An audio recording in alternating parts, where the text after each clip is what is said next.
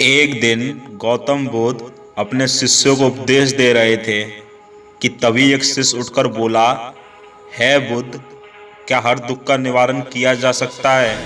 बुद्ध बोले, ये सत्य है कि हर दुख का निवारण किया जा सकता है। इसी संदर्भ में मैं तुम्हें एक कहानी सुनाता हूँ। एक सेठ का नौकर लंबे समय से उसके पास रहकर उसकी सेवा कर रहा था।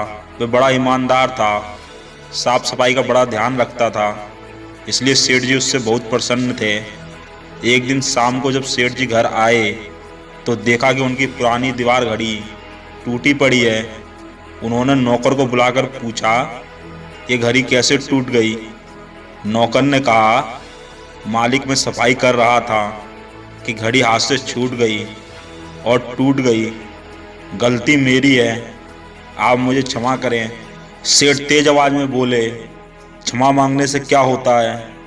घड़ी बरसों से कमरे में लगी हुई थी, कमरे की शोभा थी, और तुम्हें पता ही है ये मुझे कितनी प्रिय थी।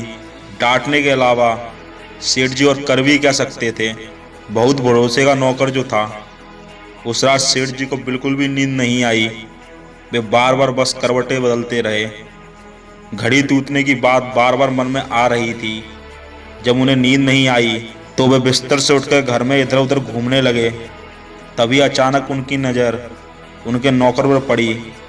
वह खराटे ले रहा था। उससे सेठ जी को और अधिक दुख हुआ। उन्होंने मन ही मन सोचा, मालिक के नुकसान का इसे जरा भी ख्याल नहीं है, इसे जरा भी दुख नहीं है, ये तो आराम से खराटे ले रहा है। नौकर को इतनी शांति के साथ सोता हुआ देखकर सेठ जी को बहुत गुस्सा आया। उन्होंने अगले दिन एक प्रयोग करने का निर्णय लिया। अगले दिन नौकर ने जब अपना सारा काम खत्म कर लिया तो शाम को सेठ जी ने उसे बड़े प्यार से बुलाया और कहा, देखो, कल नुकसान हो गया था, इससे मैं बहुत गुस्से में था, इसी से मैंने तुम्हें डांट दिया, पर यह तो कल की बात थी। आज मैं बहुत प्रसन्न हूँ। तुम मेरे साथ इतने दिन से हो, इतना अच्छा काम करते हो। कल ही मेरे मन में आया था कि मुझे तुम्हारी सेवा के लिए कुछ इनाम दे देना चाहिए। सोचता हूँ क्यों ना ये घड़ी ही तुम्हें दे दी जाए, पर क्या करें, वह तो तुम्हारे हाथ से टूट गई। अगर नहीं टूटी होती तो आज वो तुम्हारी होती। यह कहकर सेठ जी तो उस रात बड़े आनंद से सोए, पर नौकर सारी रात करवटें बदलता रहा। बार बार उसके मन में एक ही बात आ रही थी कि अगर घड़ी ना टूटती तो वो आज मेरी होती। कहानी सुनाकर बुद्ध बोले, अब शायद तुम समझ चुके होगे कि लोभ ही दुख का सबसे बड़ा कारण होता है। इसे त्याग कर ही हर दुख से मुक्ति पाई जा सकती है।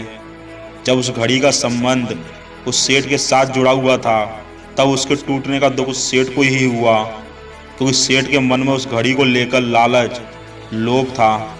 लेकिन जैसे ही उस घड़ी का संबंध उस सेठ से हटकर उस नौकर के साथ जुड़ गया, उस नौकर के मन में उस घड़ी को लेकर लगाव पैदा हो गया और उस घड़ी के टूटने का दुख उस सेठ से हटकर उस नौकर को होने लगा।